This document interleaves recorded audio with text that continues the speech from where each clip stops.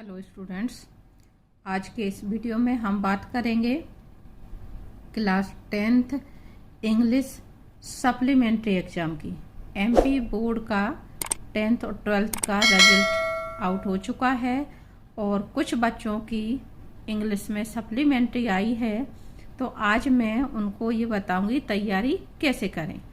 तैयारी कैसे करें क्यों बताऊंगी, क्योंकि आपकी जब सप्लीमेंट्री आई है तो निश्चित रूप से कहीं ना कहीं या तो आपकी लापरवाही रही इंग्लिश के प्रति, या फिर आप इंग्लिश में वीक हैं इसलिए आपकी सप्लीमेंट्री आई। तो इसके दो भाग किए हैं मैंने, सप्लीमेंट्री की तैयारी कैसे करें। फर्स्ट पार्ट में आप इस बात को ध्यान दें कि आपने पिछले एग्जाम में क्या गलतियां की, उन गलतियों को सुधारना है। और दूसरे पार्ट में हम ये देखेंगे कि हमें आगे की तैयारी कैसे करना है। पेपर सॉल्व करते समय बच्चे बोर्ड एग्जाम में क्या क्या गलतियां करते हैं, इसका वीडियो मेरा पहले से ही चैनल पे अपलोड है, तो मैं आपको यहाँ डिस्क्रिप्शन में लिंक दे दूँगी। तो आप सबसे पहले उस वीडियो को अवश्य देख लें। आगे जो आपने गलती की होगी सबसे बड़ी, वो है ऑब्जेक्टिव जो क्वेश्चन आते हैं उनकी तैयारी न करना। क्योंकि बच्चों को अक्सर ये रहता है कि ऑब्जेक्टिव का बंदोबस्त तो हम कर लेंगे, इधर से पूछ लेंगे उधर से पूछ लेंगे या कहीं से भी, तो आपको तैयारी अच्छे से करनी। तो मैं अभी जो आपका एग्ज़ाम पेपर था उसके द्वारा आपको बता रही हूँ कि आगे की तैयारी आपको कैसे करनी है। ये मार्च में जो हमारा एग्ज़ाम हुआ है उसका पेपर है, ये 10th क्लास का अंग्रेजी विषय का। तो मैं आपको बता रही हूँ कि आपने कहाँ क्या गलती की होगी। ये आपका सबसे पहले क्वेश्चन दिया हुआ है अनसीन पैसेज, जो कि 5 मार्क्स का है। आप वीडियो पूरा देखते चलें। सेकंड नंबर पे भी आपका पैसेज दिया हुआ है, वो भी आपका 5 मार्क्स का है। निश्चित रूप से इसको सॉल्व करने में आपसे गलती हुई होगी, तो इसकी तैयारी कैसे करनी है मैं आगे बताऊंगी। सेक्शन बी में आपका है नोट्स मेकिंग। इसके पीछे बच्चे बहुत पड़े रहते हैं, नोट्स मेकिंग कैसे करना, क्योंकि ये सबसे मुश्किल चीज़ है। तो मैं यहाँ पे आपको अभी ये क्रम भी बताऊंगी आपको पेपर किस क्रम से सॉल्व करना है। आगे आप सेक्शन बी में ही आपका ये लेटर है, और फिर है आपका ऐसे, यहाँ पे importance of tree, value of games, wonder of science, जिसमें वंडर ऑफ साइंस का ऐसे आपका लगभग हर साल आता ही आता है। ये करीब आज 12-15 साल से ज़्यादा होगा, ये कभी चुकता नहीं है। तो ये तो आपको तैयार करना ही है, लेकिन फिर भी यदि आप वीक स्टूडेंट हैं और तैयारी नहीं कर सकते हैं, तो यहाँ पे बच्चा गड़बड़ ये करता है कि इसके अथवा में एक पैराग्राफ भी आता है।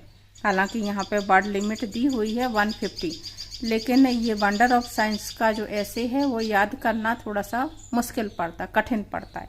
तो उसकी जगह पे आप ये पैराग्राफ जो दिया हुआ है उसकी तैयारी कर सकते हैं, और जो आपको पिक्चर के आधार पे सेंटेंस लिखना उसकी तैयारी कर सकते हैं। फिर है आपका सेक्शन सी, जिसमें आपके 5 नंबर के खाली स्थान आने हैं, 5 नंबर का डू एज डायरेक्टेड आना है। अब आगे जो है वो है सेक्शन डी। सबसे पहले हमें अपनी जो तैयारी करनी है वो सेक्शन डी की तैयारी करनी है। आप लोग क्या करते हो, जो चीज़ अच्छी लगी याद कर ली, जो मर्जी है वो छोड़ दी, कठिन लगी तो छोड़ दी, तो ऐसा नहीं है। आपको अब जो तैयारी करनी है सोच समझ के तैयारी करनी है, और एक प्लानिंग से आपको तैयारी करनी है। तो क्या प्लान होगा आपका वो मैं आपको आगे बता रही हूँ। तो जो तैयारी आपको करनी है आप इंग्लिश के पेपर में, सबसे पहले हमें सेक्शन डी की तैयारी करनी होती है, क्योंकि ये सेक्शन डी आपके बुक में से ही आना है और निश्चित रूप से आपका याद किया हुआ इसमें फंसता है। आपके लिए अच्छी बात यह है कि इस बार से जो आपके सेक्शन डी में टेक्स्ट बुक के ऑब्जेक्टिव 6 मार्क्स के आ रहे थे, तो क्वेश्चन नंबर 9 जो आपका अब आ रहा है, जिसमें आपके 6 ऑब्जेक्टिव आ रहे हैं, वो 6 मार्क्स आपके ये पक्के आपको तैयार कर लेने। ये आपको क्वेश्चन बैंक में 150 दिए हुए 150, उन्हें बहुत अच्छे से आपको रीडिंग कर लेनी है। रीडिंग करने से पहले आपको जो भी लेसन है जिसके आप ऑब्जेक्टिव क्वेश्चन तैयार कर रहे हैं, उसका वीडियो ध्यान से देख लें तो आपको पूरी स्टोरी पता चल जाएगी, और स्टोरी पता होने से आधे ऑब्जेक्टिव आपके अपने आप ही सॉल्व हो जाते हैं। तो नंबर 1 पे आपको जो तैयारी करनी है, अपनी टेक्स्ट बुक की तैयारी करनी है, क्वेश्चन नंबर 9 में ऑब्जेक्टिव टाइप के, तो ये 6 नंबर आपके पक्के हो जाते हैं। उसके बाद क्वेश्चन नंबर 10 आता है आपका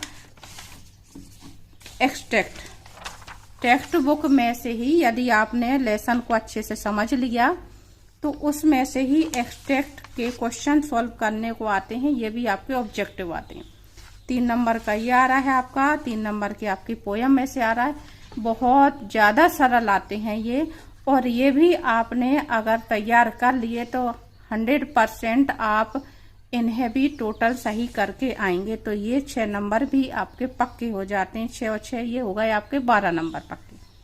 आगे आपको जो तैयारी करनी है वो तैयारी करनी है आपको सेक्शन सी की। अगला जो आपका स्टेप है वो है सेक्शन सी की तैयारी। किस चीज की? फिल इन द ब्लैंक्स की। क्वेश्चन नंबर 7 इसको आपको तैयार करना है, क्योंकि इसमें खाली स्थान आते हैं। अब बच्चे ये सोचते हैं इसमें अभी अरे खाली स्थान में क्या रखा है, वो तो हम कर ही लेंगे, तो ऐसा नहीं है। इतना मैं बता दूं आपको, सप्लीमेंट्री में पेपर वार्षिक परीक्षा की अपेक्षा थोड़ा सा कठिन आता है। तो ये आपके 7 दिए हुए होते हैं, 7 में से आपको 5 सॉल्व करने रहते हैं, लेकिन इनको करते समय भी बच्चे गलती कर जाते हैं। तो मैंने अभी आपको बोला कि मेरा वीडियो पहले से डाला हुआ है कि बच्चे बोर्ड एग्जाम में क्या क्या गलती करते हैं, तो वो आप अवश्य देख लें।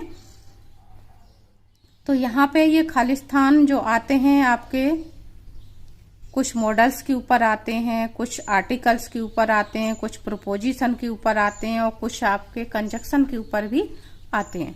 तो आपको ये अपने क्वेश्चन बैंक में से याद कर लेना। अभी आपके लिए फायदा ये है कि क्वेश्चन बैंक में जो डले हुए हैं खाली स्थान, आप उन्हें अच्छे से याद कर लें। याद करने के लिए आपको कुछ नहीं करना है। यदि आप अभी से 1 महीना का टाइम है, लगभग 1.5 महीना का, तो एक बार भी रोजाना अगर आप उसका वीडियो देख लेंगे तो रीडिंग लगाने से ही आपको रट जाएंगे।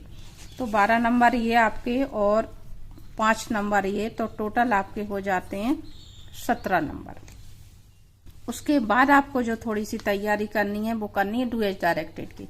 डू एज डायरेक्टेड में भी ये मेक, नेगेटिव, इंटेरोगेटिव ये आपके कॉमन आते हैं। सो दैट का यूज बहुत ज्यादा आता है, इफ और अनलेस का यूज आता है, और पैसिव वॉइस का लगभग आता ही आता है। तो यहाँ पर भी मैं आपको कहूंगी कि डू एज डायरेक्टेड में भी आप क्वेश्चन बैंक में से तैयारी कर लें, लेकिन सेंटेंस न रटें। क्वेश्चन बैंक के खाली स्थान आप याद कर सकते हैं, लेकिन मैं डू एज डायरेक्टेड में ये नहीं कहूंगी कि आप सेंटेंस को रट लें। आपको बात को समझनी है कि इफ या अनलेस का यूज कहाँ होता है, सो दैट का यूज कहाँ होता है। तो वो आप जिन जिन चीजों के बारे में क्वेश्चन बैंक में क्वेश्चन है, उनको अलग से थोड़ी सी तैयारी कर लें। तो 5 नंबर आपके ये हो जाते हैं, 17 हमारे वो हो गए थे। 17 और 5 आपके ये टोटल हो जाते हैं 22 नंबर। आगे तैयारी में हम बात करेंगे, क्योंकि आप एक वीक स्टूडेंट हैं, यदि इंग्लिश याद नहीं होती है, तो मैं इसलिए ये सब कुछ आपको बता रही हूँ कि आपको दिक्कत है तो आप ऐसी चीज याद करें जो आप कर सकते हैं। वापस हम आएंगे सेक्शन ए की तैयारी के लिए।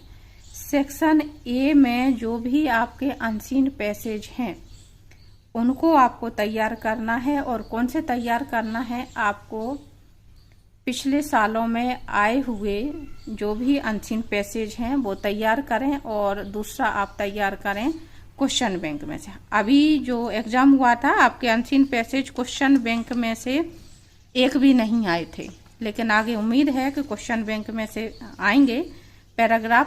तो आपको दूसरी जो तैयारी करनी है, ये 22 नंबरों के बाद आपको अनसीन पैसेज की तैयारी करनी है। ये भी आपके 5 और 5 10 नंबर के 2 अनसीन पैसेज आते हैं। यदि आपकी मान लें हम गलतियां भी हो गई तो 10 नंबर में से 3 नंबर का आपने एक सही किया और 3 नंबर का आपने एक सही किया, तो ये 6 नंबर का अगर हम टोटल मान लें तो ये आपके हो जाते हैं 28 नंबर। ठीक है, अब आपने थोड़ी बहुत एप्लीकेशन याद की होगी, अभी हमें नोट्स मेकिंग छोड़ के चलना है। एप्लीकेशन अधिकतर आपकी ट्रांसफ़र सर्टिफिकेट की आती है, बीमारी की छुट्टी की आती है, बहुत सी सरल एप्लीकेशनें दी हुई हैं, तो आपको वो तैयार कर लेना है। मेरा वीडियो डाला हुआ है ट्रांसफ़र सर्टिफिकेट के लिए कि यदि आपका क्वेश्चन चेंज हो जाता है तो आपको कैसे लिखना है, ये आपकी बुक बैंक की आई हुई है। यहाँ मैं एक बात और बता दूं कि ये जो पेपर है वो बहुत ज़्यादा रिपीट होता है, तो आपको ये पेपर मैं क्यों बता रही हूँ, क्योंकि इसकी चीज़ें तो आपको हर हाल में तैयार करना ही करना है। बुक बैंक की ये एप्लीकेशन है, आप बुक बैंक की एप्लीकेशन से स्कॉलरशिप की एप्लीकेशन कैसे बनाना है, ये मेरे जो एप्लीकेशन के वीडियो डाले हुए हैं उनमें आप देखेंगे तो आपको बहुत ही आसान लगेंगे। मैंने दोनों तरीके के क्वेश्चन बताए हुए हैं कि होशियार बच्चे हैं तो कैसे लिखें, और यदि आप वीक स्टूडेंट हैं तो एप्लीकेशन को किस तरीके से याद करें, तो आप उसको देखें। तो ये 4 नंबर का एप्लीकेशन है आपका, तो आप इसमें 3 नंबर बहुत अच्छे से ला सकते हैं। मैं अभी आपको इसकी नहीं सलाह दूंगी क्योंकि ये थोड़ा सा बड़ा पड़ जाता है। आगे हम सेक्शन डी के क्वेश्चन आंसर पे आएंगे, और क्वेश्चन आंसर में भी सबसे ज़्यादा किसके आपको सरल जो पढ़ते हैं, तो आपके यदि हम एप्लीकेशन के नंबर इसमें ऐड कर लें तो ये आपके 31 नंबर हो जाते हैं, या फिर हम अनसीन पैसेज में 10 ऑफ 10 कर लें तो हमारे पासिंग मार्क्स यहीं आ जाते हैं। अब फिर भी हम आगे बात कर लें थोड़े से क्वेश्चन आंसर की। आपका जो क्वेश्चन नंबर 11 आता है, जिसमें से आपको एनी 6 सॉल्व करने रहते हैं, लेकिन ये एनी 6 हम बाद में करेंगे। सबसे पहले आपको सरल करना है, तो आपकी पोयम के क्वेश्चन आंसर बहुत सरल हैं, तो आपको जो याद करना है सबसे पहले क्वेश्चन आंसर पे पहले नंबर पे आप पोयम्स के क्वेश्चन आंसर याद करेंगे। क्वेश्चन आंसर याद करने के लिए आपको एक काम करना है कि आप पहले सारी पोयम के क्वेश्चन की एक बार रीडिंग लगा लें, और उसमें से ये देख लें कि आपको कौन कौन से सरल लग रहे हैं, उन्हें आप अपने अलग लिख लें, और उन्हें आपको सुबह शाम एक बार याद कर लेना है और एक बार लिख लेना है। याद करने के बाद यदि आपने लिख लिया तो एग्जाम में आपको लिखने में कोई भी समस्या नहीं होगी स्पेलिंग की। ये करने के बाद पोयम का ही आपका एक बड़ा क्वेश्चन आता है 3 नंबर का, तो आप उसको तैयार करें। उसके बाद दूसरे नंबर पे हम आएंगे आपके टेक्स्ट बुक के जो क्वेश्चन आंसर हैं। पहले लेसन का क्वेश्चन अधिकतर पूछा ही जाता है, फिर भी आप इनके जो भी लेसन हैं उनके क्वेश्चन आंसर की मैं कहूँ फिर से आपको रीडिंग लगानी है टोटल, और जो जो क्वेश्चन के आंसर आपको सरल लगे कि आप बहुत अच्छे से बहुत आसानी से याद कर सकते हैं, जैसे ये क्वेश्चन जो है वो बहुत सरल है। कुछ लेसन ऐसे हैं जिनके क्वेश्चन आंसर बहुत ज़्यादा सरल थे, तो आपको उन्हें भी छांट करके अलग लिखना है और उन्हें फिर आपको याद करने की कोशिश करनी है। अब यहाँ पे एक चीज़ और ध्यान रखें कि ये जो भी क्वेश्चन हैं आपके इस पेपर के, ये आपको बहुत अच्छे से हर हाल में तैयार करना है। वो सरल अलग याद करने हैं, आप पूरे टोटल बुक के क्वेश्चन आंसर याद नहीं कर पा रहे हैं उसके लिए मैं आपको बोल रही हूँ, लेकिन ये जो क्वेश्चन आंसर हैं ये आपके लिए बहुत ज़्यादा इम्पोर्टेंट हैं, क्योंकि इसमें से करीब 30-40% रिपीट होता है सप्लीमेंट्री में हर साल।